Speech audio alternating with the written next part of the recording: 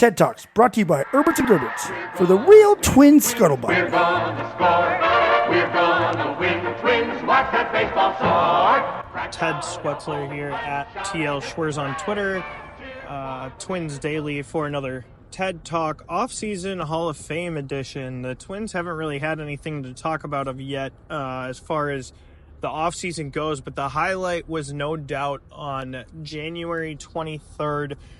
Tuesday night, Joe Mauer had trended for weeks looking like he was going to get into the Hall of Fame on a first ballot, something that a good amount of Twins fans didn't know if would happen at all. And then for him to trend so well among the public ballots, he was at roughly 83.5% going into the reveal ceremony.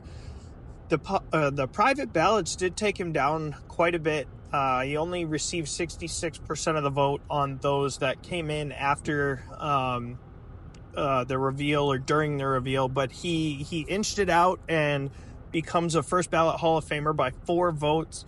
He is just the 4th ever first overall pick to make the Hall of Fame. He's only the 3rd ever catcher to be a first ballot Hall of Famer. You just can't say enough about how exciting it is for Twins territory, for Minnesota, for Joe Mauer. You could tell during his phone call that the Twins shared on social media just how much emotion was there. And obviously Joe, being stoic as he is, really held it together during the MLB Network segment. But so many people had great things to say about him. It was cool to see Dave Winfield and Paul Molitor and Jack Morris all give him their congratulations as also St. Paul natives. And then the piece that Justin Morneau did on MLB Network, just talking about somebody that has been a teammate and a friend and a roommate and everything over the years. The connection those two share is obviously very special. And the way that was put together was incredibly moving. He will be inducted officially on July 21st out in Cooperstown, New York. If you've never been, it's an amazing experience. There's a how-to guide at Twins Daily kind of outlining how to go about planning that trip, what to expect, what things look like.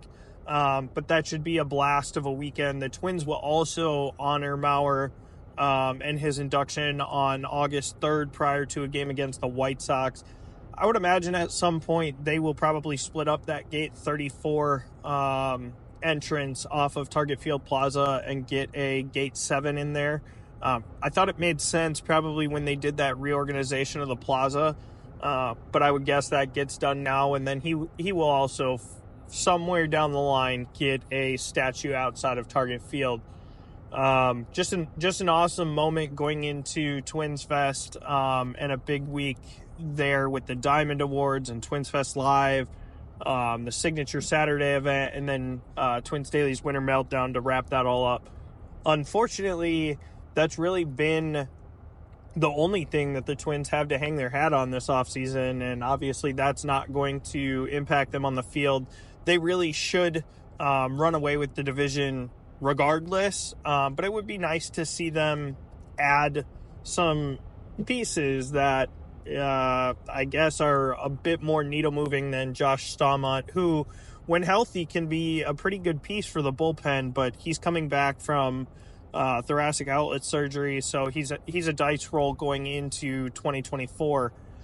The trade market hasn't materialized at this point, and I didn't really expect the Twins to be too active on the free agent market. They didn't need to announce that they were going to be cutting payroll.